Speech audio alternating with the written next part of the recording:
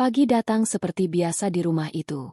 Bukan dengan kokok ayam atau suara azan dari kejauhan, melainkan dengan dengung halus sistem pendingin udara dan cahaya matahari yang disaring lembut oleh tirai sutra berwarna gading. Rania sudah terjaga sejak 1 jam yang lalu. Kebiasaan yang ia bawa dari desa, bangun sebelum matahari terbit, tidak pernah bisa ia hilangkan meskipun kini ia tidur di atas kasur seharga mobil. Ia berbaring sejenak, menatap langit-langit kamar yang tinggi dengan ukiran rumit di tepiannya. Di sampingnya, Banyu, suaminya, masih terlelap. Napasnya teratur. Wajahnya damai dalam buayan mimpi. Rania tersenyum tipis. Melihat Banyu seperti ini adalah salah satu sumber kekuatannya. Ia bangkit dari tempat tidur tanpa suara. Kakinya menapaki lantai marmer Italia yang dingin. Ia tidak mengenakan sandal rumah berbulu yang dibelikan Banyu. Kakinya lebih suka merasakan sensasi dingin yang nyata itu, mengingatkannya bahwa semua ini bukan mimpi. Ia berjalan menuju jendela besar yang menghadap ke taman belakang. Kolam renang berwarna biru kehijauan berkilauan, memantulkan cahaya pagi yang masih malu-malu. Taman itu dirawat oleh 3 orang tukang kebun, memastikan tidak ada satu helai daun kering pun yang merusak pemandangan. Semua tampak sempurna. Terlalu sempurna. Disinilah ia tinggal, di sebuah istana yang ia bangun sendiri. Orang lain mungkin melihatnya sebagai istri Banyu, anak pengusaha terpandang yang beruntung. Tapi Rania tahu kebenarannya. Perusahaan yang menopang gaya hidup mereka adalah buah keringatnya, hasil dari proposal bisnis yang ia tulis di sebuah kamar kos sempit bertahun-tahun lalu, dengan modal pinjaman dari bank yang hampir tidak ia dapatkan. Banyu datang ke dalam hidupnya ketika bisnis itu mulai meroket. Ia tampan, menawan, dan berasal dari keluarga yang namanya saja sudah menjadi jaminan. Rania jatuh cinta. Ia pikir, dengan menikahi Banyu, ia akan mendapatkan paket lengkap, cinta dan pengakuan sosial. Ia mendapatkan yang pertama, atau setidaknya ia meyakinkan dirinya begitu. Tapi yang kedua, selalu terasa jauh. Setelah menyirami anggrek bulan kesayangannya di teras, Rania masuk ke dapur. Bukan dapur kotor berasap seperti di rumah ibunya, melainkan dapur bersih dengan peralatan baja tahan karat yang mengilap dan sebuah pulau marmer di tengahnya. Bei Sumi, asisten rumah tangga mereka, sudah menyiapkan bahan-bahan. Tapi Rania selalu suka membuatkan sarapan untuk Banyu sendiri. Itu adalah ritualnya. Caranya menunjukkan bahwa ia bukan hanya seorang direktur utama yang dingin di ruang rapat, tapi juga seorang istri. Tangannya cekatan mengocok telur, memotong bawang, dan menumis nasi goreng. Aroma harum mulai memenuhi ruangan. Ini adalah nasi goreng spesial, resep dari ibunya, dengan sentuhan terasi udang yang khas. Banyu menyukainya, meskipun ibu mertuanya, Ratna, pernah berkomentar sinis. Makanan rendahan seperti itu kau sajikan di meja makan kita? Baunya sampai ke ruang tamu, katanya suatu kali. Sejak saat itu, Rania hanya membuatnya saat Ibu Ratna tidak ada. Ponselnya yang tergeletak di meja dapur bergetar. Nama, Mama Ratna, tertera di layar. Rania menghela napas panjang sebelum menggeser ikon hijau. Halo, pagi, Ma. Sapanya dengan suara yang dibuat seramah mungkin. Rania. Kamu di mana? Banyu sudah bangun. Suara di seberang terdengar tajam dan menuntut, seperti biasa. Tidak ada salam pembuka. Tidak ada basa-basi. Aku di dapur. Ma. Sedang menyiapkan sarapan. Mas Banyu masih tidur. Terdengar decakan tidak suka. Kamu ini bagaimana? Suami itu dibangunkan, disiapkan bajunya. Bukan malah sibuk di dapur seperti pembantu. Kita kan punya 3 pembantu. Untuk apa kamu bayar mereka mahal-mahal? Rania menelan ludah. Hanya membuat nasi goreng kesukaan Mas Banyu. Ma. Sebentar lagi juga selesai. Nasi goreng lagi? Rania. Rania. Coba sekali-kali buatkan suamimu itu sarapan yang lebih berkelas. Salmon asap dengan roti gandum panggang. Atau setidaknya buah-buahan impor. Teman-teman mama kalau sarapan seperti itu. Pantas saja pergaulan Banyu tidak berkembang. Sarapannya saja kampungan. Setiap kata adalah sebuah jarum kecil yang menusuk kulit Rania. Ia sudah terbiasa, tapi rasa sakitnya tidak pernah benar-benar hilang. Baik, Ma. Besok akan Rania siapkan sarapan yang lain. Bagus. Oh ya, nanti malam ada acara amal di Hotel Grand Ballroom. Kamu dan Banyu harus datang. Mama sudah siapkan undangan untuk kalian. Jangan pakai gaun yang norak lagi seperti waktu itu. Mama malu. Baik, Ma. Dan satu lagi, suara Ratna merendah, membuatnya terdengar lebih berbahaya. Mama dengar ibumu mau datang dari desa. Jantung Rania berdebar lebih kencang. Iya, Ma. Mungkin minggu depan. Sudah lama ibu tidak ke Jakarta. Pastikan dia tahu bagaimana harus bersikap. Jangan sampai membuat keluarga kita malu. Ajari dia cara makan yang benar, cara berpakaian yang pantas. Atau lebih baik, suruh saja dia tinggal di apartemenmu yang lama. Rumah kita terlalu besar untuk orang sepertinya. Telepon ditutup bahkan sebelum Rania sempat menjawab. Tangannya yang memegang spatula gemetar. Nasi goreng di wajan nyaris hangus. Ia cepat-cepat mematikan kompor dan menyandarkan tubuhnya ke meja. Napasnya terasa sesak. Kenapa selalu seperti ini? Kenapa usahanya untuk menjadi menantu yang baik selalu terasa kurang? Ia memberikan segalanya. Kemewahan, kenyamanan, status sosial yang kini dinikmati mertuanya. Tapi sebagai gantinya, yang ia dapatkan hanyalah penghinaan yang dibungkus dengan kepedulian palsu. Ia memejamkan mata, membayangkan wajah ibunya. Wajah tulus yang penuh dengan keriput kasih sayang. Ibunya tidak akan pernah mengerti dunia ini. Dunia di mana nilai seseorang diukur dari merek pakaiannya dan cara ia memegang garpu. Sayang, wangi sekali. Suara Banyu yang serak dan manja membuyarkan lamunannya. Pria itu berjalan ke arahnya, hanya mengenakan celana pendek, dan memeluknya dari belakang. Ia mencium tengkuk Rania. Nasi goreng buatan istriku yang paling hebat. Untuk sesaat, semua duri tajam dari percakapan telepon tadi seolah mencair. Pelukan Banyu adalah obat penenangnya. Cintanya pada pria ini adalah alasan mengapa ia bertahan. Ia membalikkan badan dan tersenyum. Pagi, Mas. Ayo, makan dulu. Nanti keburu dingin, katanya, menyembunyikan semua luka di balik senyum paling manis yang bisa ia berikan. Mereka sarapan bersama di meja makan yang bisa menampung 12 orang. Banyu makan dengan lahap, memuji masakan Rania berulang kali. Ia bercerita tentang rencana bermain golf dengan teman-temannya akhir pekan ini, tentang mobil sport model terbaru yang ia inginkan. Rania hanya mendengarkan, sesekali mengangguk.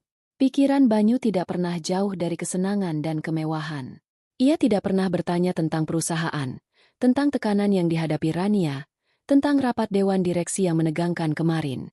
Bagi Banyu, uang seolah muncul begitu saja dari langit. Dan tugas Rania adalah memastikan langit itu tidak pernah mendung.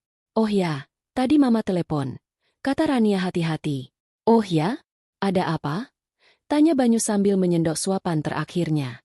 Mengundang kita ke acara amal nanti malam. Dan menanyakan tentang ibu.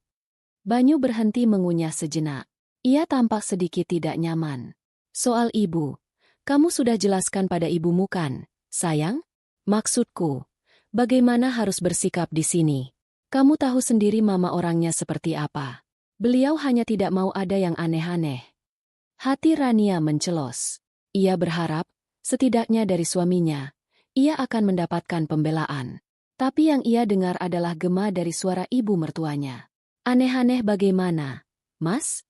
Ibuku hanya seorang ibu yang mau mengunjungi anaknya. Iya, aku tahu, sayang. Banyu meraih tangan Rania. Tapi lingkungan kita berbeda. Mama hanya khawatir.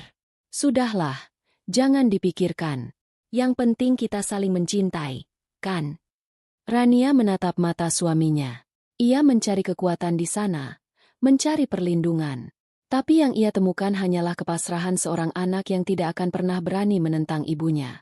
Rania mengangguk pelan, menarik tangannya, dan kembali memasang senyum palsunya.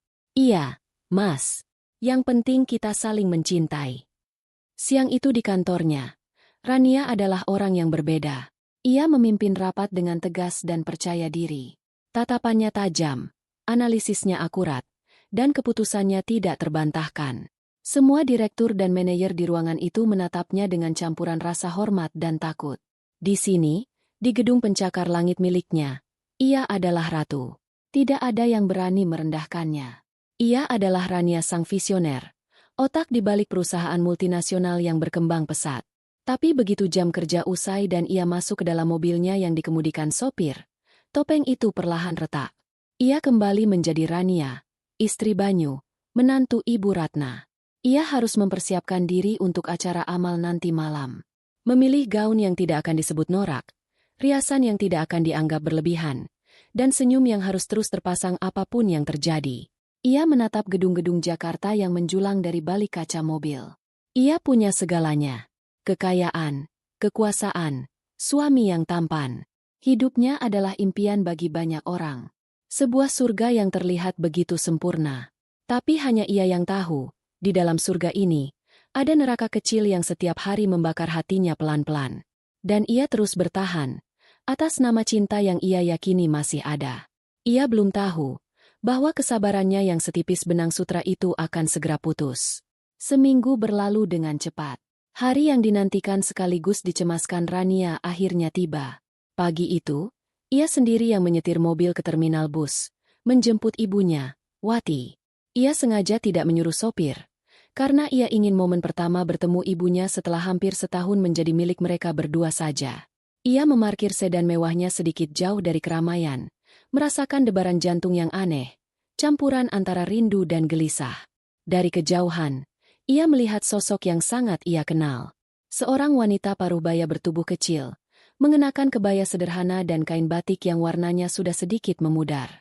Rambutnya disanggul rapi. Di tangannya, ada sebuah tas anyaman besar dan beberapa kantong plastik berisi sesuatu. Itu ibunya. Rania keluar dari mobil dan berlari kecil. "Ibu!" panggilnya. Wati menoleh. Matanya yang mulai rabun menyipit sejenak sebelum akhirnya melebar dalam kebahagiaan. "Enduk. Rania, anakku." Mereka berpelukan erat. Rania menghirup aroma tubuh ibunya, campuran wangi melati, minyak kelapa, dan bau keringat yang khas. Aroma rumah. Aroma yang membuatnya merasa aman. Ia menahan air mata sekuat tenaga. "Ibu sehat? Kenapa bawa barang banyak sekali?" tanya Rania sambil mengambil alih bawaan ibunya. Tas anyaman itu terasa berat. "Ibu sehat, Enduk. Ini cuma sedikit oleh-oleh. Ada singkong dari kebun belakang, sambal terasi buatan ibu, sama daun pisang untuk bungkus-bungkus nanti.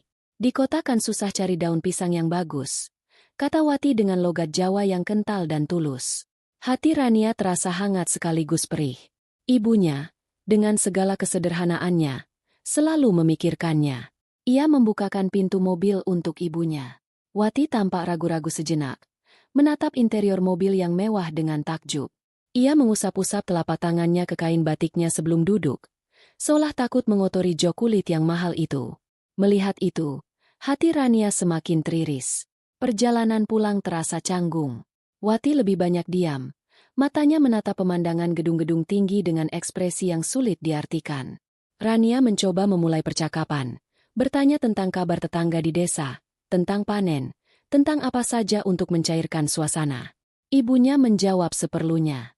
Rania tahu, ibunya merasa terintimidasi oleh kemewahan ini. Ketika mereka tiba di rumah, Bei Sumi dan staf rumah tangga lainnya menyambut dengan ramah. Tapi sambutan dari ibu mertuanya, seperti yang sudah diduga Rania, terasa dingin. Ratna hanya turun dari kamarnya setelah Wati duduk di ruang tamu selama hampir 15 menit. Ia mengenakan gaun rumah yang elegan. Rambutnya tertata sempurna. Ia menatap Wati dari atas sampai bawah. Tatapannya seperti menelanjangi. "Oh, sudah datang. Selamat datang di Jakarta," katanya tanpa senyum, tanpa uluran tangan. Nadanya datar, seolah sedang berbicara dengan orang asing yang tidak penting. Wati, yang hendak berdiri untuk memberi salam, hanya bisa tersenyum canggung. "Terima kasih, Bu." "Rania, bawa ibumu ke kamar tamu di belakang.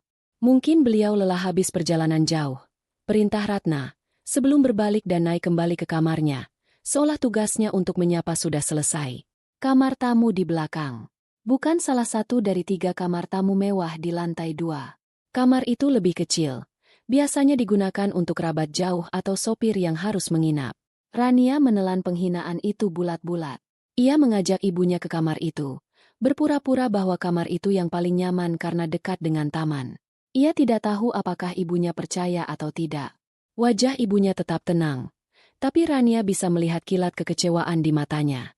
Hari-hari berikutnya adalah sebuah ujian kesabaran bagi Rania. Ia melihat dengan mata kepalanya sendiri bagaimana ibunya diperlakukan seperti makhluk tak terlihat di rumahnya sendiri. Saat makan, Ratna akan selalu mengomentari cara ibunya makan. "Tante, kalau pakai sendok jangan sampai berbunyi, tidak sopan." Atau, "Tante, jangan bicara saat mulut penuh makanan." Banyu, suaminya, hanya diam atau terkadang tersenyum kecil, menganggapnya sebagai lelucon.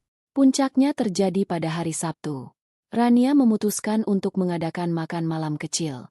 Tujuannya baik, ia ingin memperkenalkan ibunya pada beberapa kerabat dekat. Berharap dengan begitu ibunya bisa merasa lebih diterima. Ia mengundang paman dan bibi Banyu, serta beberapa teman dekat Ratna. Ia memasak beberapa hidangan spesial, termasuk opor ayam resep ibunya. Ia berharap, setidaknya lewat masakan, ibunya bisa mendapat sedikit pengakuan. Malam itu, Wati mengenakan kebaya terbaik yang ia punya. Rania sudah membelikannya gaun baru, tapi ibunya menolak dengan halus. "Ibu lebih nyaman pakai ini, enduk," katanya. Rania tidak memaksa. Para tamu mulai berdatangan. Mereka adalah cerminan dari Ratna. Para wanita dengan perhiasan berkilauan dan para pria dengan jam tangan mahal. Mereka menyapa Wati dengan senyum tipis yang tidak mencapai mata. Wati, dengan segala kepolosannya, mencoba untuk ramah, tapi ia jelas terlihat salah tempat. Makan malam berlangsung di ruang makan utama. Semua berjalan cukup lancar pada awalnya. Para tamu memuji masakan Rania. Rania sedikit lega. Mungkin malam ini tidak akan seburuk yang ia bayangkan. Masalah dimulai ketika salah seorang teman Ratna, seorang sosialita bernama Diana, bertanya pada Wati. "Jadi, tante dari desa mana? Pasti udaranya masih segar ya di sana, tidak seperti Jakarta yang penuh polusi." Pertanyaannya terdengar ramah, tapi ada nada merendahkan di dalamnya. Sebelum Wati sempat menjawab, Ratna menyela sambil tertawa kecil. "Sudahlah, Diana, jangan ditanya-tanya. Kasihan, nanti bingung jawabnya. Di desa kan dunianya berbeda. Mereka tidak biasa mengobrol dengan orang seperti kita." Semua orang di meja makan tertawa. Tawa yang terdengar seperti pecahan kaca di telinga Rania. Ia melihat wajah ibunya memerah, menahan malu. Ia ingin sekali berteriak, membela ibunya, tapi lidahnya terasa keluh. Ia menatap Banyu, mencari pertolongan. Tapi suaminya itu justru ikut tertawa, seolah ibunya baru saja melontarkan lelucon paling lucu di dunia. Itu adalah momen pertama retakan di hati Rania muncul. Hidangan penutup disajikan. Rania sengaja membuat puding mangga kesukaan ibunya. Saat itulah, Wati, mungkin untuk menunjukkan terima kasihnya, berkata dengan suara pelan, "Kalau di desa, kami punya oleh-oleh untuk tamu. Saya juga bawa sesuatu untuk ibu dan bapak sekalian." Dengan sedikit gugup, ia mengeluarkan sebuah wadah plastik sederhana dari tasnya yang ia letakkan di dekat kursi. Isinya adalah sambal terasi yang ia buat sendiri. Aroma terasi yang kuat langsung menyebar di ruangan yang tadinya beraroma parfum mahal. Reaksi Ratna datang seketika. Ia menutup hidungnya dengan serbet kainnya. Matanya melotot dengan ekspresi jijik yang tidak ditutup-tutupi. "Apa ini? Bau apa ini?" serunya dengan suara melengking. "Ya Tuhan, Rania, singkirkan benda ini. Baunya seperti sampah. Dapur kita bisa bau busuk selama seminggu." Semua orang terdiam. Musik klasik yang mengalun lembut seolah berhenti. Para tamu saling berpandangan dengan ekspresi canggung dan geli. Wajah Wati pucat pasi. Tangannya yang memegang wadah sambal itu gemetar.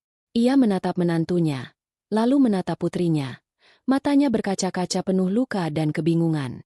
Di momen itu, dunia Rania seolah runtuh. Penghinaan itu begitu telanjang, begitu kejam, dan dilakukan di depan banyak orang. Ini bukan lagi sindiran halus. Ini adalah sebuah deklarasi perang terhadap harga dirinya dan harga diri orang yang paling ia cintai di dunia. Ia menatap Banyu. Sekali lagi, ia memohon dalam diam. "Lakukan sesuatu, Mas. Katakan sesuatu. Bela ibuku. Bela istrimu." Tapi Banyu tidak melakukan apa-apa. Ia hanya menatap piringnya, mengaduk-aduk sisa pudingnya, seolah-olah kejadian paling memalukan dalam hidup Rania tidak sedang terjadi tepat di hadapannya. Ia memilih untuk menjadi pengecut. Ia memilih untuk memihak ibunya. Luka itu menganga lebar.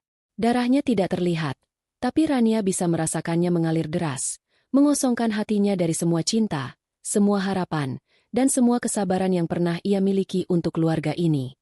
Ia berdiri. Tangannya mengepal di sisi tubuhnya. Suaranya keluar, dingin dan mantap, memecah keheningan yang menyakitkan. Acara makan malam selesai. Terima kasih sudah datang. Ia berjalan menghampiri ibunya. Ia mengambil wadah sambal itu dari tangan ibunya yang masih gemetar. Lalu, tanpa menatap siapapun, ia menuntun ibunya keluar dari ruang makan, meninggalkan suaminya, mertuanya, dan para tamu mereka dalam kebisuan yang memekakan telinga. Malam itu, sesuatu di dalam diri Rania telah mati. Dan sesuatu yang lain, sesuatu yang lebih dingin dan lebih keras, telah lahir. Rania menuntun ibunya menjauhi ruang makan itu. Setiap langkah terasa berat, seolah ia sedang berjalan di atas pecahan kaca. Ia bisa merasakan tatapan para tamu di punggungnya, campuran antara kasihan, canggung, dan mungkin sedikit puas karena telah menyaksikan sebuah drama keluarga yang memalukan. Ia tidak peduli. Satu-satunya hal yang penting saat ini adalah ibunya. Ia membawa ibunya ke kamar tamu di belakang. Kamar kecil yang terasa seperti sebuah pengasingan. Begitu pintu ditutup, kekuatan yang menopang tubuh ibunya seolah lenyap. Bahu Wati merosot, dan ia duduk di tepi tempat tidur, menunduk dalam-dalam. Ia tidak menangis, tidak meraung. Ia hanya diam, dan keheningan itu jauh lebih menyakitkan daripada jeritan apapun. Ibu jangan dipikirkan. Ya, mereka tidak tahu apa-apa. Bisik Rania sambil berlutut di hadapan ibunya. Ia meraih tangan ibunya yang terasa dingin dan kasar. Tangan yang telah membesarkannya dengan kerja keras. Wati menggeleng pelan. Masih menunduk. Ibu yang salah. Enduk. Ibu tidak pantas ada di sini. Ini bukan dunia ibu. Ibu sudah membuatmu malu. Suaranya bergetar. Serak menahan tangis. Tidak, Bu. Jangan pernah bicara seperti itu. Suara Rania meninggi, dipenuhi amarah yang tidak bisa lagi ia bendung. Ibu tidak salah apa-apa. Mereka yang salah. Mereka yang hatinya busuk.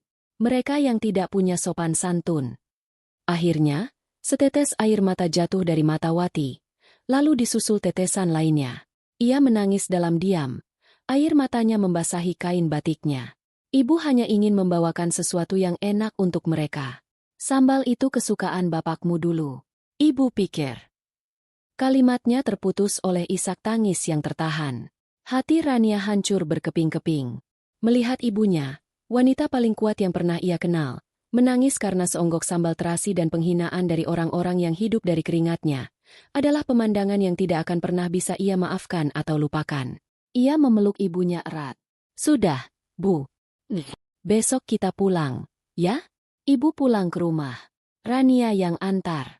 Tidak ada yang boleh menyakiti ibu lagi. Rania janji, bisiknya, lebih pada dirinya sendiri daripada pada ibunya. Ia membantu ibunya berbaring, menyelimutinya, dan membuatkannya teh hangat. Ia duduk di samping ranjang sampai napas ibunya terdengar lebih teratur. Pertanda beliau mulai terlelap dalam kelelahan emosional. Saat itulah Rania bangkit. Matanya kering, tapi hatinya terbakar. Api yang selama ini hanya berupa bara kecil kini telah menjadi kobaran yang dahsyat. Ia berjalan keluar kamar, menutup pintu dengan pelan, dan melangkah menuju badai yang menantinya. Ia menemukan Banyu di kamar tidur utama mereka. Pria itu sudah berganti pakaian dengan kaos dan celana pendek, sedang sibuk dengan ponselnya. Ia mendongak ketika Rania masuk, ekspresinya tampak kesal. Kamu dari mana saja? Para tamu jadi pulang lebih awal. Kamu membuat suasana jadi sangat tidak enak, Rania. Katanya, langsung menyalahkan. Rania menatap suaminya. Ia mencoba mencari sisa-sisa cinta yang pernah ia rasakan untuk pria di hadapannya ini. Tapi yang ia lihat hanyalah seorang asing. Seorang pengecut yang bersembunyi di balik kemewahan istrinya. Seharusnya kamu bertanya, bagaimana keadaan ibuku? Jawab Rania dingin. Suaranya datar, tanpa emosi. Banyu menghela napas. Meletakkan ponselnya. Ya, aku tahu kamu marah. Tapi cobalah mengerti. Sayang, Mama itu orangnya ceplas-ceplos. Beliau tidak bermaksud jahat. Beliau hanya terbiasa dengan standar yang tinggi. Standar tinggi? Rania tertawa. Tapi tidak ada kegembiraan dalam tawanya. Standar tinggi dalam menghina orang lain? Standar tinggi dalam menginjak-injak perasaan seorang ibu yang datang dengan tulus? Itu yang kamu sebut standar tinggi, Mas? Bukan begitu maksudku. Banyu mulai gelagapan. Tapi kamu harus mengakui, membawa sambal terasi ke meja makan malam resmi itu memang sedikit aneh. Ibumu kan tidak biasa dengan lingkungan kita. Kamu seharusnya memberitahu beliau sebelumnya. Darah Rania mendidih. Jadi ini salah ibunya? Salahnya? Lingkungan kita? Mas, sadar tidak? Lingkungan yang kamu banggakan ini, rumah ini, mobil di garasi, baju yang kamu pakai, bahkan ponsel di tanganmu itu, semuanya ada karena kerja kerasku. Ibuku tidak perlu menyesuaikan diri dengan lingkungan kita. Lingkungan inilah yang seharusnya berterima kasih karena ibuku sudah melahirkan dan membesarkan orang yang membiayai semua omong kosong ini. Banyu terkejut mendengar nada suara Rania yang begitu tajam. Rania, kenapa kamu jadi menghitung seperti ini? Kita ini suami istri. Apa yang menjadi milikmu kan milikku juga. Apa benar begitu? Kalau memang milik kita bersama, kenapa tadi kamu diam saja saat ibuku, yang juga seharusnya menjadi ibumu, dihina di depan semua orang? Kenapa kamu membiarkan ibumu sendiri mempermalukannya? Seorang suami seharusnya melindungi istrinya dan keluarganya. Tapi kamu tadi di mana, Mas? Kamu bersembunyi di balik piring pudingmu. Aku tidak mau memperkeruh suasana, bantah Banyu. Suaranya meninggi. Kalau aku melawan Mama, keadaan akan jadi lebih buruk. Kamu tahu sendiri Mama seperti apa. Ya, aku tahu Mama seperti apa, desis Rania. Dan malam ini, aku juga jadi tahu kamu itu seperti apa. Kamu anaknya. Sama saja. Jaga bicaramu, Rania. Kamu terlalu sensitif. Ini hanya masalah kecil yang dibesar-besarkan. Masalah kecil? Rania maju selangkah. Matanya menatap tajam ke arah Banyu. Ibuku menangis di kamar belakang karena merasa menjadi aib. Itu bukan masalah kecil bagiku. Itu adalah segalanya. Terjadi keheningan yang mencekam. Mereka saling tatap. Jurang di antara mereka terasa semakin lebar dan dalam. Aku mau kamu minta maaf pada ibuku, kata Rania akhirnya. Suaranya kembali tenang, tapi mengandung ultimatum. Kamu dan ibumu. Besok pagi, sebelum aku mengantarnya pulang. Banyu tampak ragu. Ia mengusap wajahnya dengan frustrasi. Rania, jangan membuat ini jadi semakin rumit. Sudahlah, biarkan saja. Nanti juga semua lupa. Aku tidak akan lupa. Dan ibuku tidak akan lupa, tegas Rania. Ini permintaan terakhirku sebagai istrimu. Minta maaf, atau apa? Tantang Banyu. Rania menatapnya lekat-lekat. Inilah saatnya. Titik di mana tidak ada lagi jalan untuk kembali. Atau semua ini berakhir. Banyu tertawa gugup. Kamu mengancam mau cerai hanya karena masalah sambal? Jangan konyol, Rania. Ini bukan tentang sambal. Ini tentang harga diri. Tentang siapa yang kamu pilih untuk berdiri di sampingnya. Aku dan ibuku. Atau ibumu dengan semua kesombongannya. Pertanyaan itu menggantung di udara. Banyu tidak mampu menjawab. Wajahnya pucat. Ia membuka mulut. Lalu menutupnya lagi. Ketidakmampuannya untuk memberikan jawaban yang tegas adalah jawaban itu sendiri. Ia tidak akan pernah memilih Rania di atas ibunya. Ia tidak akan pernah membelanya. Rania mengangguk pelan, seolah mengerti. Tidak ada lagi yang perlu dikatakan. Cinta, harapan, dan masa depan yang pernah ia bangun dalam benaknya bersama pria ini, semuanya telah menjadi abu. Ia berbalik, berjalan keluar dari kamar tanpa mengucapkan sepatah kata pun lagi. Ia tidak kembali ke kamar ibunya. Ia juga tidak pergi ke kamar tamu lain. Ia berjalan menuju satu-satunya tempat di rumah itu yang benar-benar menjadi miliknya, ruang kerjanya. Ruangan itu berbeda dari seluruh bagian rumah. Tidak ada sentuhan tangan Ratna di sana. Furniturnya modern dan fungsional. Di dinding, tergantung papan tulis besar yang penuh dengan strategi bisnis dan proyeksi keuntungan. Di rak buku, berjejer penghargaan bisnis yang pernah ia menangkan.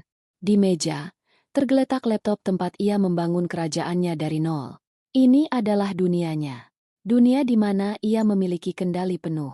Ia duduk di kursi kulitnya yang empuk, dalam kegelapan. Ia tidak menyalakan lampu. Ia hanya menatap keluar jendela, ke arah kerlip lampu kota Jakarta yang tak pernah tidur. Untuk pertama kalinya setelah bertahun-tahun, ia membiarkan dirinya menangis. Bukan tangisan kesedihan seorang wanita yang patah hati, tapi tangisan kelegaan. Tangisan pelepasan. Ia menangisi kebodohannya, kenaifannya yang berpikir bahwa cinta bisa menaklukkan segalanya. Ia menangisi tahun-tahun yang ia habiskan untuk menyenangkan orang-orang yang tidak pernah menghargainya. Setelah air matanya kering, yang tersisa adalah kehampaan yang dingin. Dan dari kehampaan itu, tumbuh sebuah keputusan. Keputusan yang sekeras dan sedingin baja. Ia sudah cukup menjadi korban. Ia sudah cukup menjadi sapi perah. Mereka telah mengambil cintanya, kesabarannya, dan merobek-repek harga diri keluarganya. Sekarang, ia akan mengambil kembali semuanya. Tangannya bergerak mantap, menyalakan laptop. Layarnya yang terang memantulkan wajahnya yang pucat namun penuh tekad. Ia membuka satu persatu file digitalnya. Sertifikat rumah atas namanya. Surat kepemilikan perusahaan 100% atas namanya. Laporan aset bank, reksadana, saham, semua atas namanya. Banyu dan ibunya hanyalah penumpang dalam sebuah kapal pesiar mewah miliknya. Dan malam ini, sang kapten telah memutuskan untuk menurunkan para penumpang gelap itu di tengah lautan. Ia mengangkat teleponnya. Bukan untuk menelepon teman atau kerabat untuk mengadu. Ia mencari satu nama di kontaknya. Pak Haryo, pengacara. Jarinya berhenti sejenak di atas nama itu. Lalu menekannya dengan mantap. Halo, Pak Haryo. Maaf mengganggu malam-malam. Suaranya terdengar tenang dan terkendali. Saya Rania. Ada yang harus kita urus besok pagi. Tolong siapkan surat gugatan cerai. Dan juga, semua dokumen yang kita perlukan untuk mengambil alih kembali aset-aset saya. Ya, semuanya. Malam itu, di tengah surga yang terlihat sempurna, seorang malaikat pelindung telah melepaskan sayapnya dan memilih untuk menempa pedang. Pagi menjelang dengan suasana yang dingin dan ganjil. Mentari bersinar seperti biasa, tetapi kehangatannya tidak mampu menembus kebekuan di dalam rumah mewah itu. Rania tidak tidur semalaman. Ia menghabiskan malam di ruang kerjanya, menyusun rencana dengan detail yang cermat, seperti ia menyusun strategi untuk mengakuisisi perusahaan saingan. Kini, target akuisisinya adalah kehidupannya sendiri. Ia keluar dari ruang kerja tepat saat fajar. Ia telah mandi dan berganti pakaian dengan kemeja rapi dan celana panjang, seolah hendak pergi ke rapat penting. Dan memang benar, ini adalah rapat terpenting dalam hidupnya. Ia melihat Banyu tertidur di sofa ruang keluarga. Mungkin karena tidak berani kembali ke kamar mereka. Rania melewatinya begitu saja, tanpa melirik. Langkah pertamanya adalah memastikan ibunya pulang dengan hormat. Ia mengetuk pintu kamar ibunya dengan lembut. Wati sudah bangun dan sedang melipat pakaiannya, bersiap untuk pergi. Matanya bengkak, tetapi ekspresinya lebih tenang. Bu, sudah siap? Tanya Rania lembut. Wati mengangguk. Sudah, Enduk.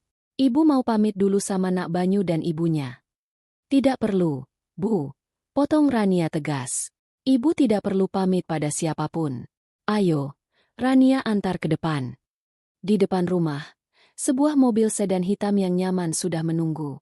Bukan salah satu mobil koleksi Rania, melainkan mobil sewaan dari layanan premium yang ia pesan subuh tadi, lengkap dengan sopir pribadi yang akan mengantar ibunya sampai ke depan pintu rumah di desa. Wati terkejut. Ini mobil siapa? Enduk. Mobil untuk ibu. Supaya ibu bisa pulang dengan nyaman, tidak perlu naik bus. Kata Rania sambil memasukkan tas ibunya ke bagasi. Ia mengeluarkan sebuah amplop tebal dari tasnya dan memberikannya pada ibunya. Ini untuk ibu. Untuk renovasi rumah. Atau untuk apa saja yang ibu mau. Jangan menolak. Ini kewajiban Rania. Wati menatap putrinya. Ia melihat sesuatu yang berbeda di mata Rania. Ada kekuatan baru, ketegasan yang dingin, yang belum pernah ia lihat sebelumnya. Ia tidak banyak bertanya. Ia hanya memeluk Rania erat. Jaga dirimu baik-baik. Enduk. Ibu selalu doakan kamu. Ibu juga jaga kesehatan, balas Rania, menahan gejolak di dadanya. Setelah mobil yang membawa ibunya menghilang di tikungan jalan, Rania berdiri sejenak di depan gerbang rumahnya yang megah. Ia menarik napas dalam-dalam. Babak pertama telah selesai. Kini saatnya memulai babak kedua. Ia mengeluarkan ponselnya. Badai akan dimulai, bukan dengan guntur yang menggelegar, tapi dengan bisikan pelan melalui sambungan telepon. Panggilan pertama adalah ke layanan prioritas bank tempat ia menyimpan sebagian besar kekayaannya. Selamat pagi, dengan Rania Adiningrat. Sapanya dengan suara profesional yang biasa ia gunakan di kantor. Saya ingin menginformasikan bahwa saya ingin membatalkan semua kartu kredit tambahan yang terhubung dengan rekening utama saya. Ya, semua kartu. Atas nama Banyu Pratama dan Ratna Dewi. Mohon diproses secepatnya. Efektif hari ini. Terima kasih. Panggilan kedua adalah ke manajer dealer mobil mewah tempat ia membeli sebuah sedan Eropa yang khusus ia berikan untuk ibu mertuanya. Selamat pagi, Pak Andi. Ini Rania. Saya harap tidak mengganggu. Begini, saya ada rencana untuk menjual sedan seri 5 yang saya beli bulan lalu. Bisakah Bapak mengirim seseorang dari tim Bapak untuk menjemput mobilnya hari ini? Katakan saja untuk keperluan inspeksi dan penilaian harga jual. Ya, jemput saja di alamat rumah saya. Terima kasih banyak atas bantuannya. Panggilan ketiga dan keempat adalah untuk memindahkan sejumlah besar dana dari rekening bersama ke rekening pribadinya yang tidak dapat diakses oleh Banyu, dan memberikan instruksi pada pialang sahamnya untuk mengubah semua pengaturan akun menjadi otorisasi tunggal. Semua dilakukan dalam waktu kurang dari 15 menit. Tenang, efisien, dan mematikan. Setelah selesai, ia masuk kembali ke dalam rumah. Banyu sudah bangun dan sedang duduk di meja makan dengan wajah kusut. Ibu Ratna juga ada di sana, mengenakan jubah tidur sutranya, menatap Rania dengan pandangan menghina. Akhirnya keluar juga kamu dari sarangmu, cibir Ratna. Sudah mengantar pengemis itu pulang. Rania tidak menjawab. Ia berjalan ke dapur, mengambil sebotol air mineral, dan meminumnya dengan tenang. Ia mengabaikan keberadaan mereka berdua, seolah mereka hanyalah perabot tak bernyawa. Sikapnya yang dingin itu membuat Banyu dan ibunya semakin marah. Rania, aku bicara padamu, bentak Banyu. Kamu pikir dengan diam seperti ini masalah akan selesai?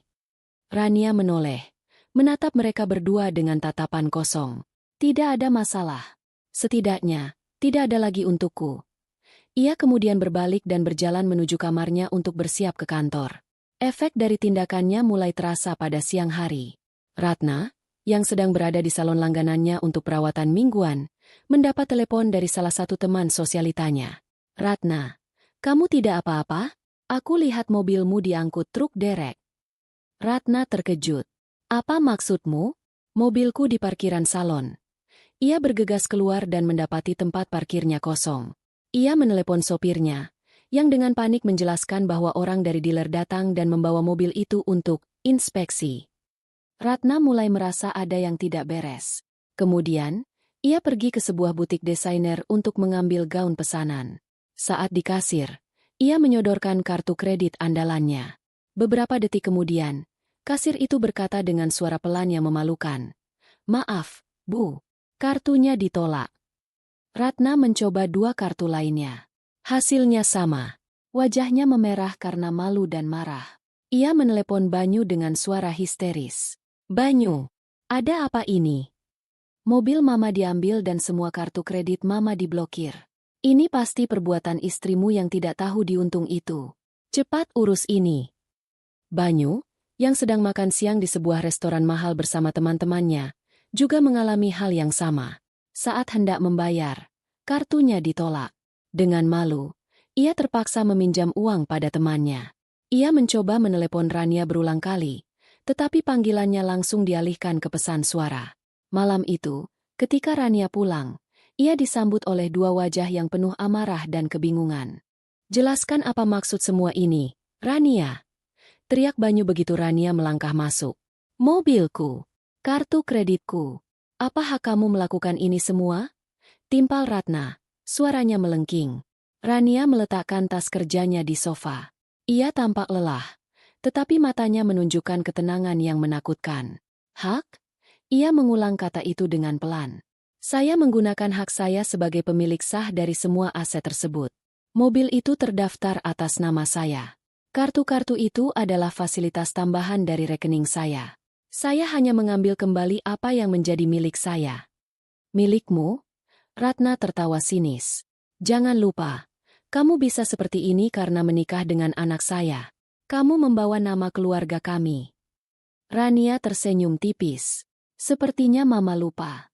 Sebelum menikah dengan anak Mama, perusahaan saya sudah bernilai miliaran. Saya tidak butuh nama keluarga siapapun. Sebaliknya, nama keluarga kalian yang sekarang bisa bergaya hidup mewah karena menempel pada nama saya. Perkataan Rania yang telak dan tanpa tedeng aling-aling itu membuat Banyu dan Ratna terdiam. Mereka tidak pernah mendengar Rania berbicara seperti ini. Rania yang mereka kenal adalah wanita penurut yang selalu menunduk dan berkata, "Ya, Ma. Ini karena masalah tadi malam kan?" Suara Banyu melunak, mencoba strategi lain. "Sayang, aku minta maaf, oke? Aku salah. Tapi tidak perlu sampai seperti ini. Ini keterlaluan." "Keterlaluan?" tanya Rania. "Menurutku, yang keterlaluan adalah melihat ibuku sendiri dihina di rumahku sendiri oleh orang-orang yang hidup dari uangku, sementara suamiku hanya diam menonton. Itu yang namanya keterlaluan." Ia menatap mereka berdua, satu persatu. "Anggap saja ini awal dari penyesuaian gaya hidup. Kalian harus mulai terbiasa hidup tanpa fasilitas dari saya." Setelah mengatakan itu, ia berjalan menaiki tangga. "Rania, tunggu!" panggil Banyu, panik. "Kamu mau kemana? Kita belum selesai bicara." Rania berhenti di tengah tangga. Ia menoleh ke bawah. Matanya tidak menunjukkan kemarahan lagi, hanya kehampaan. "Oh, kita sudah selesai, Mas Banyu. Kita sudah sangat selesai." Ia melanjutkan langkahnya, masuk ke kamarnya, dan mengunci pintu. Meninggalkan Banyu dan Ratna yang berdiri mematung di ruang tamu megah itu. Mereka masih marah. Tetapi di bawah kemarahan itu, sebuah perasaan baru mulai merayap masuk ke dalam hati mereka. Rasa takut. Mereka mulai sadar. Ini bukan sekadar pertengkaran rumah tangga. Ini adalah sebuah kudeta. Dan mereka baru saja kehilangan segalanya. Hari-hari setelah badai pertama terasa aneh dan sunyi. Rumah yang biasanya ramai dengan celoteh Ratna di telepon atau suara televisi yang ditonton Banyu kini senyap. Mereka berdua lebih banyak menghabiskan waktu di kamar masing-masing. Keluar hanya untuk makan, itu pun dalam kebisuan yang canggung. Rania, di sisi lain, menjalani hidupnya seperti biasa, atau setidaknya ia membuatnya terlihat begitu. Ia berangkat pagi sebelum mereka bangun, dan pulang larut malam ketika mereka sudah masuk ke kamar. Ia sengaja menciptakan jarak, membangun dinding tak terlihat yang semakin tinggi setiap harinya. Ia tidur di kamar tamu utama di lantai 2. Meninggalkan kamar tidur mereka yang luas dan penuh kenangan itu kosong. Banyu dan Ratna masih berada dalam fase penyangkalan. Mereka yakin ini hanyalah taktik Rania untuk mendapatkan permintaan maaf. Mereka pikir, jika mereka bertahan dan tidak memberikan kepuasan itu pada Rania, pada akhirnya Rania akan luluh. "Dia itu cinta mati padamu, Banyu," kata Ratna pada anaknya suatu sore, mencoba meyakinkan dirinya sendiri. "Mana mungkin dia tega meninggalkanmu? Dia hanya sedang marah. Biarkan saja dulu. Nanti juga capek sendiri." Wanita itu kalau sedang emosi memang suka berlebihan. Banyu mengangguk. Meskipun di dalam hatinya ada keraguan yang semakin membesar. Sikap Rania yang dingin dan acuh tak acuh terasa begitu asing. Ini bukan Rania yang ia kenal. Rania yang akan menangis dan memohon agar dicintai. Wanita yang ia lihat sekarang adalah seorang direktur utama yang sedang menangani masalah di perusahaannya. Efisien, tanpa ampun, dan tidak melibatkan perasaan.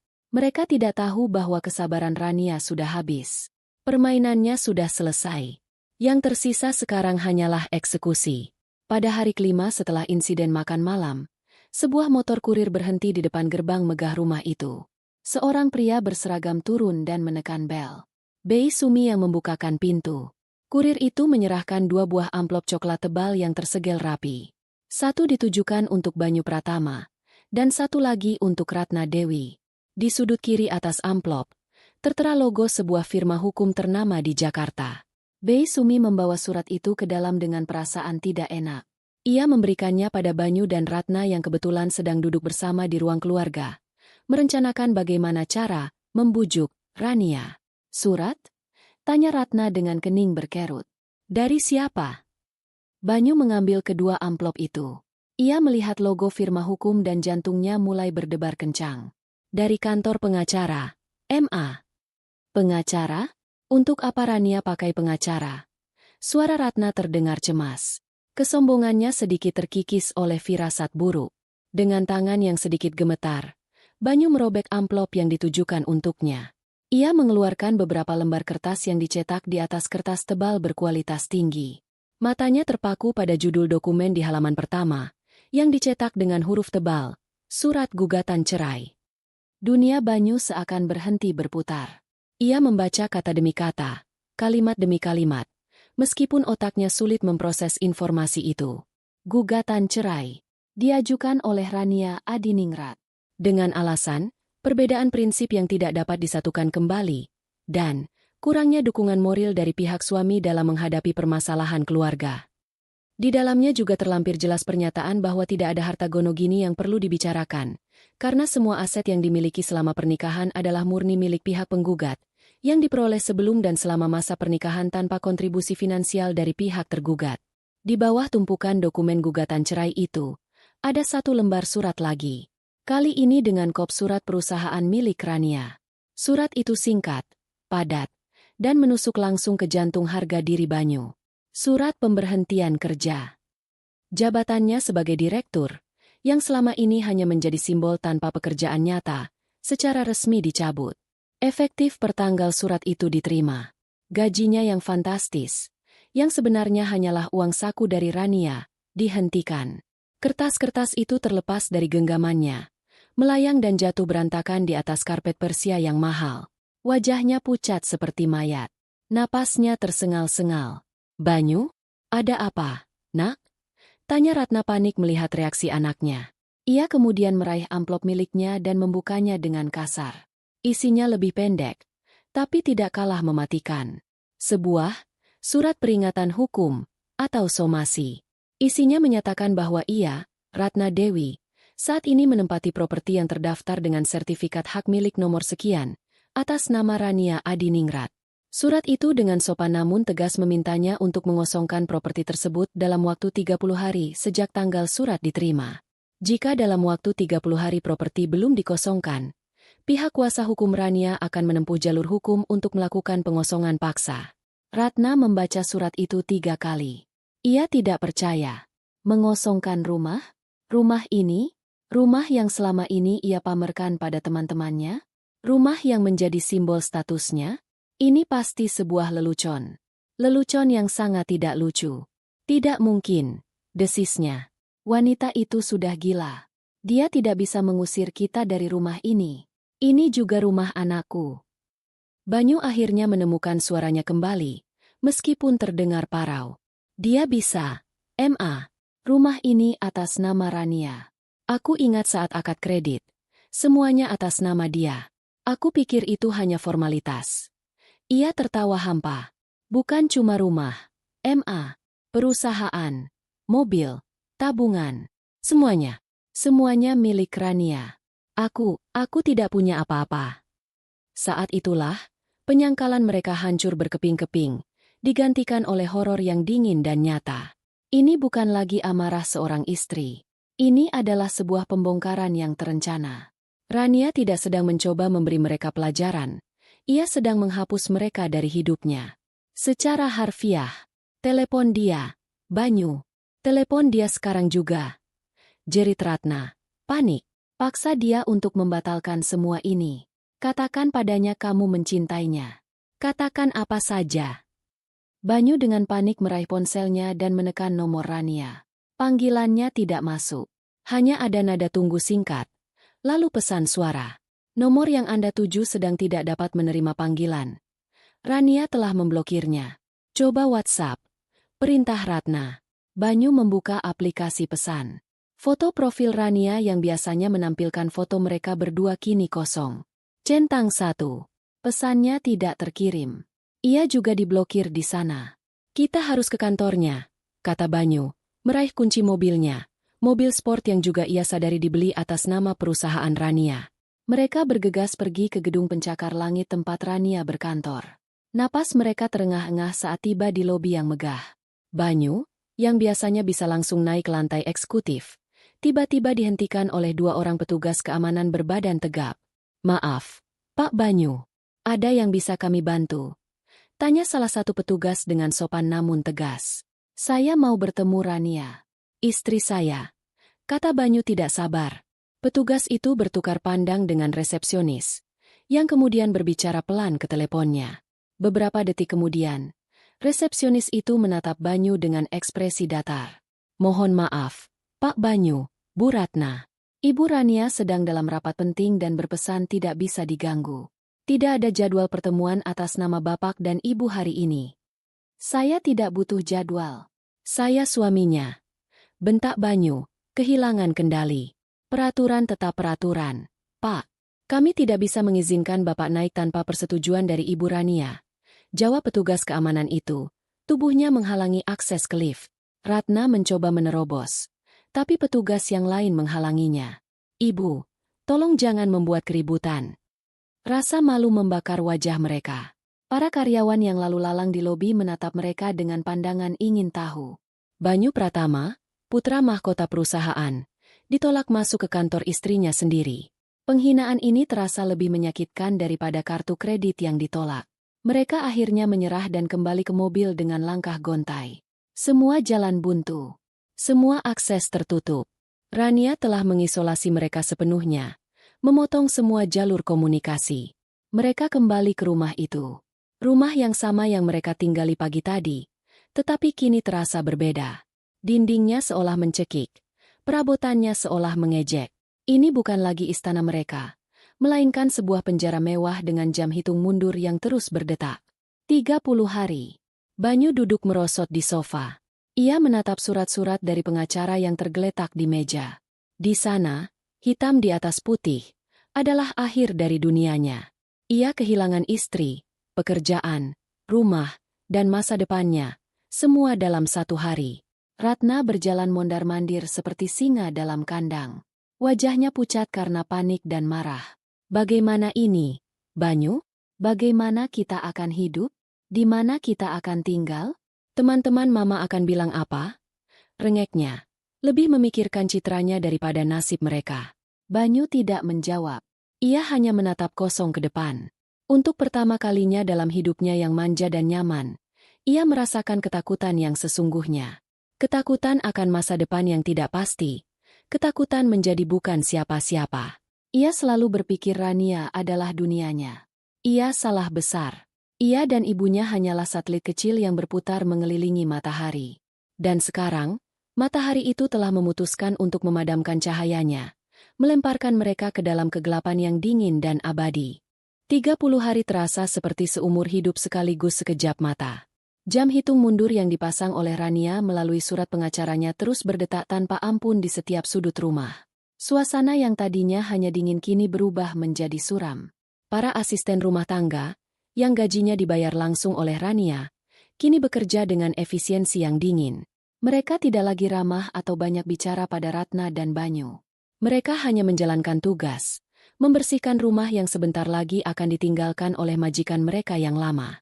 Minggu pertama dihabiskan Banyu dan Ratna dalam kepanikan dan penyangkalan. Mereka mencoba menghubungi kerabat dan teman-teman berpengaruh, berharap ada yang bisa menengahi atau setidaknya menekan Rania. Hasilnya nihil. Sebagian besar dari mereka hanya memberikan simpati basa-basi. Mereka semua tahu siapa sumber kekuasaan dan kekayaan yang sebenarnya. Tidak ada yang mau mempertaruhkan hubungan baik mereka dengan Rania hanya untuk membela Banyu dan ibunya. Dunia sosial yang dulu memuja mereka kini berbalik, meninggalkan mereka terisolasi. Memasuki minggu kedua, kenyataan pahit mulai menghantam. Uang tunai mereka menipis dengan cepat. Tanpa gaji dari perusahaan dan kartu kredit, mereka harus membiayai hidup sehari-hari dari tabungan pribadi mereka, yang ternyata jumlahnya tidak seberapa. Banyu tidak pernah menabung. Untuk apa? Ia selalu berpikir aliran dana dari Rania tidak akan pernah berhenti. Ratna, meskipun punya simpanan, enggan menggunakannya. Ia terlalu terbiasa hidup dari fasilitas menantunya. Kita harus menjual sesuatu, kata Banyu suatu hari. Suaranya terdengar putus asa. Ratna menatapnya dengan ngeri. Menjual? Menjual apa? Apa saja? Perhiasan Mama, jam tanganku. Kita butuh uang untuk bertahan hidup dan mencari tempat tinggal baru. Ini adalah sebuah penghinaan yang tak terbayangkan bagi Ratna. Ia harus menjual perhiasan berlian yang biasa ia pamerkan di acara arisan? Ia menangis, meratap, menyalahkan Rania atas nasib buruk mereka. Tapi pada akhirnya, perut yang lapar dan ketakutan akan menjadi gelandangan lebih kuat dari harga dirinya. Dengan berat hati, ia membawa beberapa set perhiasannya ke sebuah toko emas di pusat perbelanjaan mewah. Ia berharap bisa mendapatkan harga tinggi. Tapi pemilik toko yang cerdik itu menawar perhiasannya dengan harga yang jauh di bawah harga beli. Nilai jual kembali memang segini, Bu. Apalagi modelnya sudah agak ketinggalan zaman, kata pemilik toko itu dengan senyum bisnis. Ratna merasa seperti ditampar. Ia terpaksa menerima tawaran itu, menahan malu saat menerima gepokan uang tunai di depan para pelanggan lain yang menatapnya. Banyu juga harus merelakan koleksi jam tangan mewahnya. Satu persatu, benda-benda yang pernah menjadi simbol statusnya itu berpindah tangan dengan harga yang menyakitkan. Setiap transaksi terasa seperti mengiris sebagian kecil dari identitasnya. Ia bukan lagi Banyu Pratama yang elegan. Ia hanyalah seorang pria putus asa yang menjual masa lalunya untuk membeli masa kini. Gosip tentang kejatuhan mereka menyebar seperti api di kalangan elit Jakarta. Suatu hari, saat sedang di mal, Ratna berpapasan dengan Diana, teman sosialitanya yang ada di acara makan malam naas itu. Ratna, ya ampun, apa kabar? Sapa Diana dengan nada yang dibuat-buat prihatin. Aku dengar berita yang kurang enak. Kamu tidak apa-apa, kan? Kalau butuh apa-apa, jangan sungkan hubungi aku ya. Ratna hanya bisa tersenyum kaku. Ia tahu di balik simpati palsu itu, Diana dan teman-temannya sedang menikmati drama kejatuhannya. Setelah Ratna pergi, ia bisa mendengar bisikan dan tawa mereka di belakangnya. Ia merasa telanjang, dihakimi, dan dicemooh oleh dunia yang dulu ia kuasai. Hari pengosongan rumah akhirnya tiba. Pagi itu, sebuah truk besar dari perusahaan pindahan berhenti di depan rumah, diikuti oleh sebuah mobil yang membawa Pak Haryo, pengacara Rania, dan timnya. Mereka datang bukan untuk membantu Banyu dan Ratna pindah. Selamat pagi, sapa Pak Haryo dengan formal. Sesuai dengan surat yang telah kami kirimkan, hari ini adalah batas akhir pengosongan rumah. Tim kami di sini untuk membantu proses inventarisasi barang. Inventarisasi apa? Ini barang-barang kami, teriak Ratna histeris. Pak Haryo tetap tenang. Ia menunjukkan sebuah map tebal. Mohon maaf, Bu. Hampir semua perabotan di rumah ini, mulai dari sofa, tempat tidur, hingga peralatan elektronik, dibeli atas nama perusahaan Ibu Rania sebagai aset kantor yang dipinjamkan untuk fasilitas rumah dinas. Kami punya semua bukti pembeliannya. Sesuai instruksi klien kami, semua aset ini akan kami data dan selanjutnya akan disumbangkan ke beberapa panti asuhan dan yayasan sosial. Banyu dan Ratna terpaku di tempat. Mereka benar-benar tidak punya apa-apa. Bahkan tempat tidur yang mereka tiduri tadi malam pun bukan milik mereka. Mereka dipaksa untuk berdiri di sudut, hanya menjadi penonton saat para pekerja pindahan mulai mengangkut keluar kehidupan mereka. Sofa kulit yang empuk, meja makan marmer tempat mereka menghina Ibu Wati, lukisan-lukisan mahal, piano besar di sudut ruangan, semuanya diangkut satu persatu. Mereka hanya diizinkan membawa pakaian dan barang-barang pribadi yang muat dimasukkan ke dalam 4 buah koper.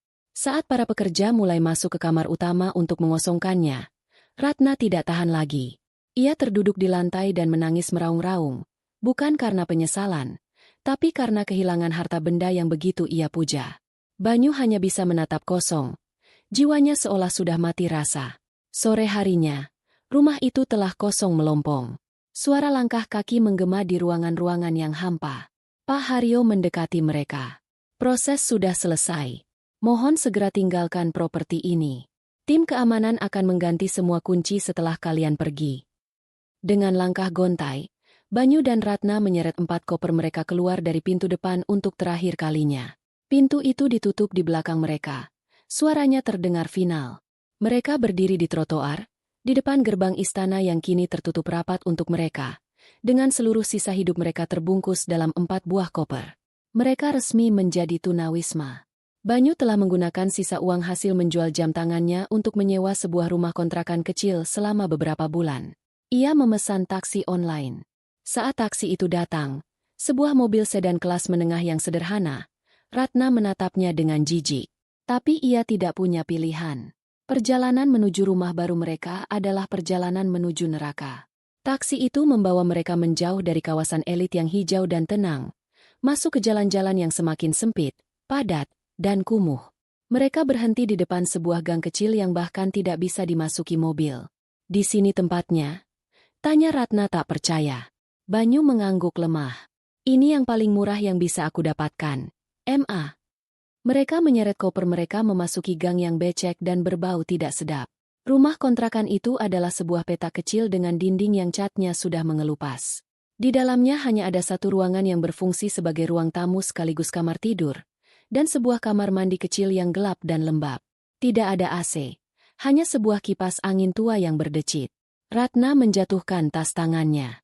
Ia menatap sekeliling ruangan yang sempit dan pengap itu, membandingkannya dengan kamar mandinya yang lebih luas dari seluruh rumah ini.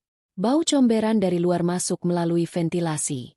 Suara tetangga yang bertengkar terdengar jelas dari dinding yang tipis.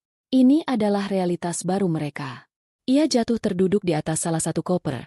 Dan untuk pertama kalinya, tangisannya bukan lagi tangisan kemarahan, melainkan tangisan keputusasaan yang murni. Langit ketujuh tempat mereka bertahta telah runtuh, dan mereka jatuh terhempas ke dasar bumi yang paling keras. Banyu hanya berdiri di ambang pintu, menatap ibunya yang hancur, dan menyadari bahwa ini barulah permulaan dari penderitaan mereka. Hidup di dalam kotak sempit yang mereka sebut rumah itu adalah sebuah penyiksaan yang berjalan lambat. Setiap hari adalah repetisi dari penderitaan yang sama. Panas yang menyengat di siang hari membuat dinding-dinding beton serasa memancarkan api, sementara kipas angin tua di sudut ruangan hanya sanggup memutar udara panas yang sama. Malam hari tidak lebih baik. Suara nyamuk yang berdenging di telinga, suara tetangga yang bertengkar, dan bau got yang menguar dari luar menjadi teman tidur mereka yang setia. Ratna adalah yang paling menderita, atau setidaknya, ia yang paling vokal menunjukkan penderitaannya. Ia menghabiskan hari-harinya dengan mengeluh. Mengeluhkan panas, makanan, air yang keruh, dan segalanya. Ia tidak bisa melakukan pekerjaan rumah tangga apapun. Mencoba mencuci baju dengan tangan berakhir dengan tangannya yang lecet dan busa sabun di mana-mana. Mencoba memasak nasi di atas kompor minyak tanah kecil berakhir dengan nasi yang hangus dan dapur yang penuh asap. Kesombongannya belum sepenuhnya hilang. Ia masih merasa semua ini di bawah levelnya. Tetapi kesombongan itu kini terdengar seperti rengekan seorang anak manja yang kehilangan mainannya. Banyu, di sisi lain, dipaksa untuk berubah.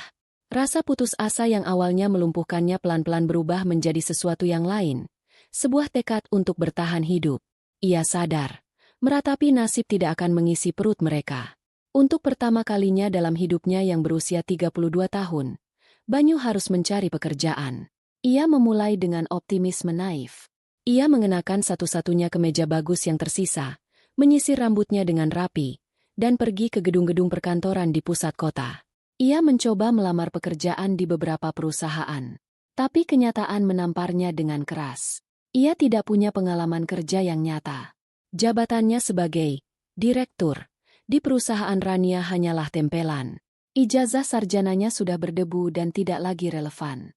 Setelah belasan kali ditolak, seringkali bahkan sebelum sempat diwawancara, ia akhirnya menyerah. Kehinaan itu memaksanya untuk menurunkan standarnya. Ia mulai mencari pekerjaan apa saja. Ia mencoba melamar sebagai penjaga toko, pelayan restoran, bahkan petugas kebersihan. Tapi lagi-lagi, ia ditolak. Wajahnya yang terlalu bersih, dan tangannya yang terlalu halus membuatnya tampak tidak cocok untuk pekerjaan kasar. Suatu sore, saat berjalan pulang dengan lunglai dan perut kosong, ia melihat beberapa orang kuli panggul sedang sibuk menurunkan karung-karung beras dari sebuah truk di pasar. Mereka bermandi keringat, otot-otot mereka menegang, tapi mereka tertawa bersama. Ada kehidupan di mata mereka, sesuatu yang sudah lama padam di mata Banyu. Dengan sisa-sisa keberanian yang ia miliki, ia mendekati mandor mereka. "Pak, apa ada pekerjaan untuk saya?" tanyanya. Suaranya nyaris tak terdengar. Sang mandor menatapnya dari atas ke bawah dengan pandangan skeptis. "Kerja apa? Kamu bisa angkat karung 50 kilo?" Banyu ragu sejenak, lalu mengangguk mantap. "Bisa, Pak. Saya akan coba." Hari itu adalah hari terberat dalam hidup Banyu. Punggungnya terasa seperti akan patah. Tangannya yang halus langsung lecet dan melepuh. Debu dan keringat bercampur di tubuhnya, menciptakan bau asam yang belum pernah ia cium sebelumnya dari badannya sendiri. Ia hanya mampu mengangkat 8 karung sebelum akhirnya terduduk lemas. Napasnya tersengal-sengal. Tapi di akhir hari, sang mandor memberinya beberapa lembar uang 50 ribuan yang lecek. Banyu menatap uang di tangannya. Jumlahnya tidak seberapa. Bahkan tidak cukup untuk membeli secangkir kopi di kafe langganannya dulu. Tapi uang ini terasa berbeda. Ini adalah uang pertama yang ia hasilkan dengan ototnya sendiri. Ada setitik kebanggaan yang aneh, yang tumbuh di tengah lautan penderitaannya. Malam itu, saat ia memberikan uang itu pada ibunya untuk membeli beras dan telur, ia melihat ibunya menatapnya dengan pandangan yang sulit diartikan. Dan saat ia merebahkan tubuhnya yang remuk redam di atas kasur tipis, bayangan Rania muncul di benaknya. Bukan Rania yang kaya raya dan berkuasa, melainkan Rania yang sering ia dapati tertidur di depan laptopnya karena kelelahan bekerja. Ia baru mengerti sekarang. Ia baru memahami secuil saja dari pengorbanan yang telah dilakukan wanita itu. Penyesalan mulai merayap masuk, lebih dalam dari sekadar penyesalan karena kehilangan kemewahan. Ia menyesali kemalasannya. Ia menyesali keegoisannya. Dan yang paling utama, ia menyesali kepengecutannya. Bayangan wajah Ibu Wati yang pucat dan terluka di malam itu terus menghantuinya. Ia ingat tatapan memohon Rania, dan kebisuan dirinya. Setelah beberapa minggu bekerja sebagai kuli, tubuh Banyu mulai terbiasa, meskipun hatinya tidak. Setiap malam, rasa bersalah itu menggerogotinya. Ia harus melakukan sesuatu. Ia harus meminta maaf. Bukan untuk mendapatkan kembali hartanya, tapi untuk mendapatkan kembali sedikit saja dari harga dirinya yang telah hancur. Dengan tekad bulat, suatu pagi ia tidak pergi ke pasar. Ia menggunakan sedikit uang simpanannya untuk membeli sabun wangi dan mengenakan pakaiannya yang paling bersih. Ia akan menemui Rania. Ratna yang curiga, memaksa untuk ikut. Mama tidak percaya padamu. Nanti kamu malah dibodohi lagi oleh wanita itu. Katanya, masih menyimpan kebencian. Banyu terlalu lelah untuk berdebat. Ia menunggu berjam-jam di seberang lobi kantor Rania, seperti penguntit. Ia tampak begitu berbeda. Kulitnya menghitam karena terbakar matahari, tubuhnya lebih kurus namun lebih liat, dan sorot matanya tidak lagi kosong, melainkan dipenuhi oleh beban kehidupan. Akhirnya, menjelang sore, ia melihat Rania keluar dari gedung, berjalan menuju mobilnya. Banyu berlari menyeberang jalan, mengabaikan klakson mobil. Rania, panggilnya. Rania berhenti, sedikit terkejut melihat penampilan Banyu. Pengawal pribadinya langsung maju untuk menghalangi, tapi Rania memberi isyarat agar mereka mundur. Ia menatap Banyu dengan ekspresi tenang yang tak terbaca. Aku perlu bicara. Sebentar saja. Mohon Banyu. Napasnya terengah. Rania menatapnya sejenak, lalu mengangguk. Di kafe itu, 5 menit. Di sebuah sudut kafe yang sepi, mereka duduk berhadapan. Ratna menunggu di luar, mengawasi dengan cemas dari kejauhan. Banyu tidak tahu harus memulai dari mana. Ia hanya menatap wanita di hadapannya, yang terlihat semakin bersinar dan berwibawa, sementara ia sendiri terlihat seperti sampah. Aku.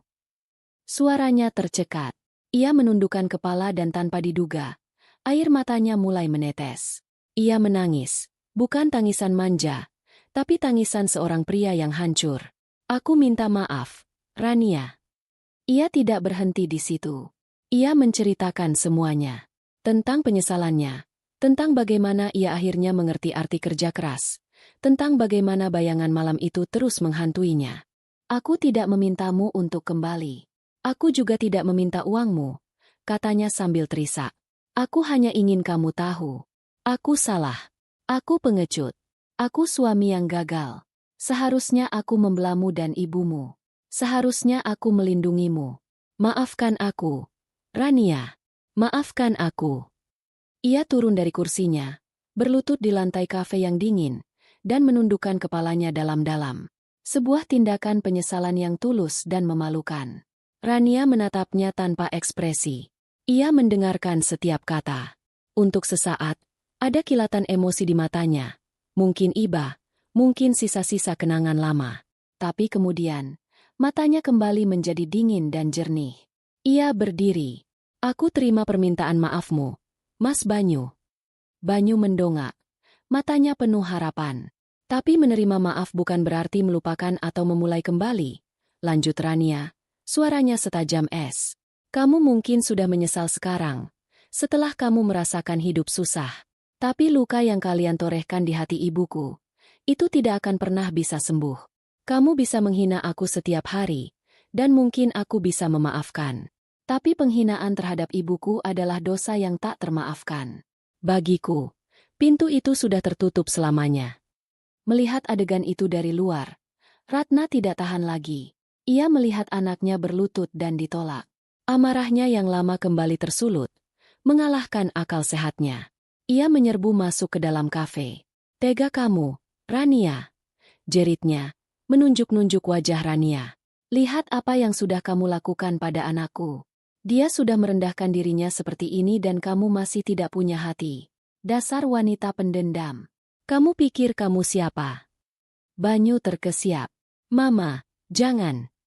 Tapi sudah terlambat. Kata-kata penuh racun itu sudah keluar.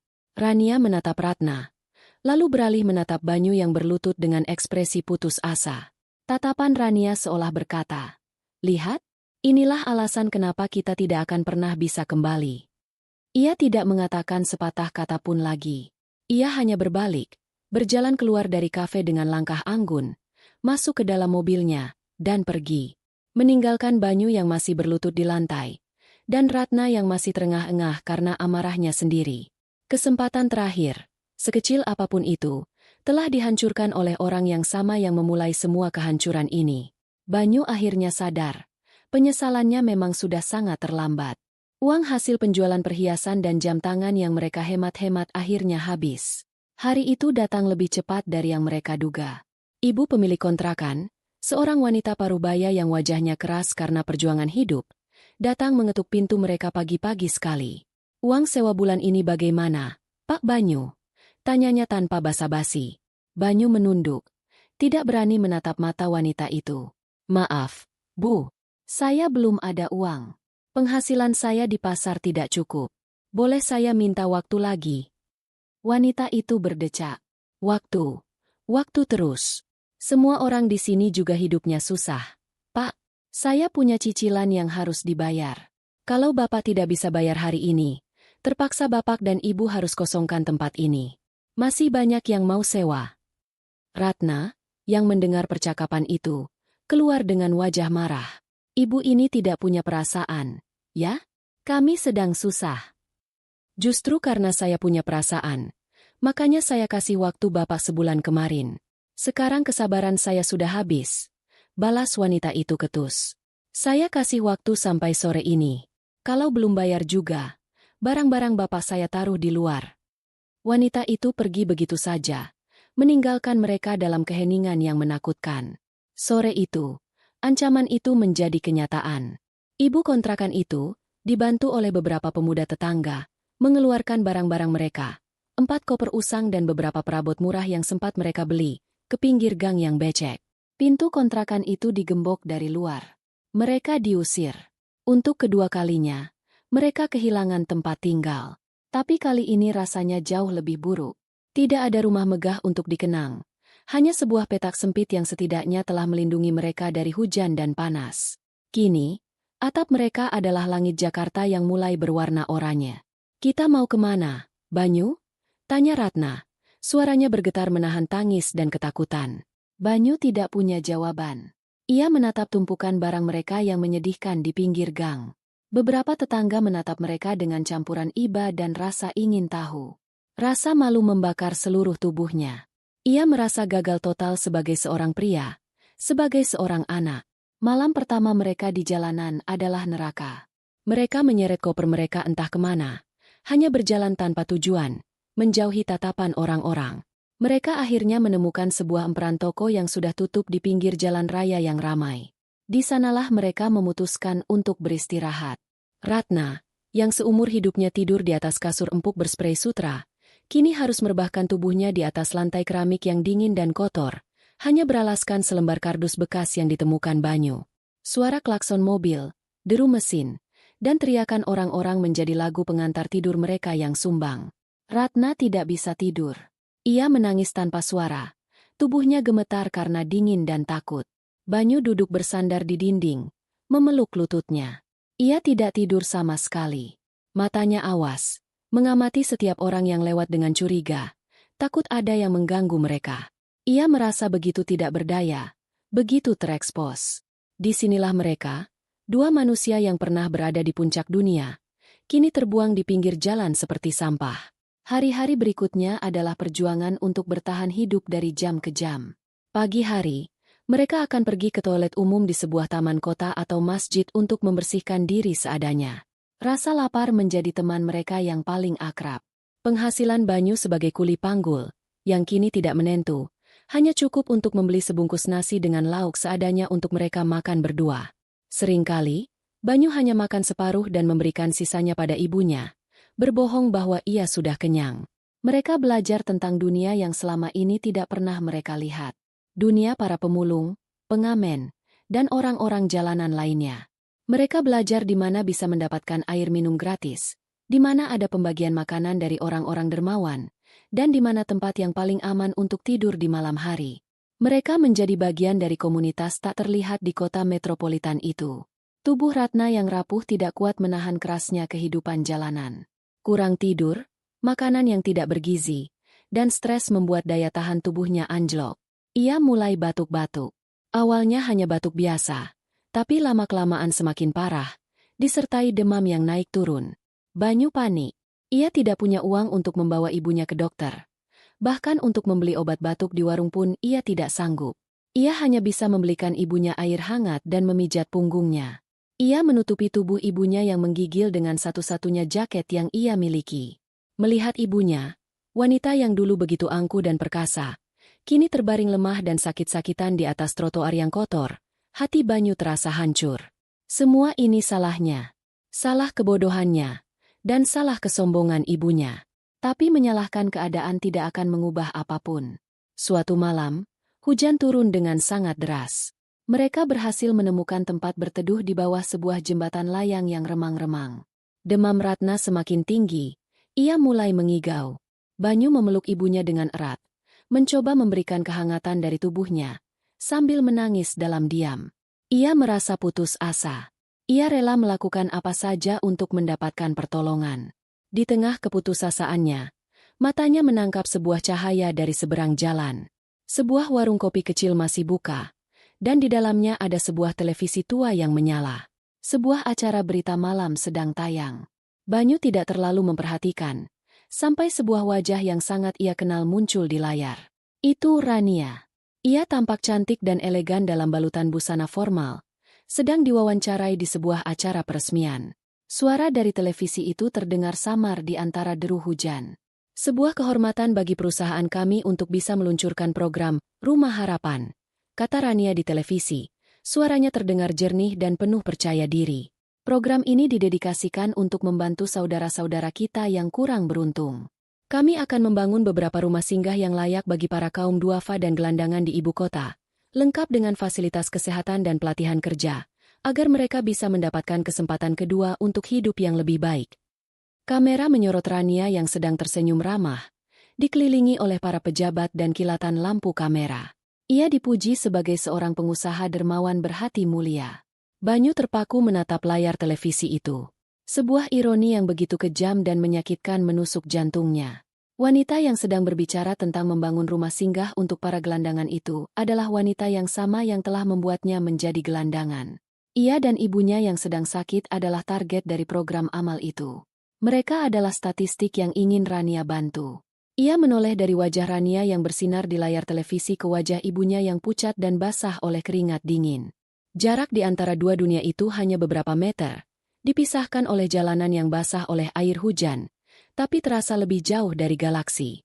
Ia tertawa, tawa serak yang lebih terdengar seperti isak tangis. Takdir sedang mempermainkannya dengan cara yang paling brutal.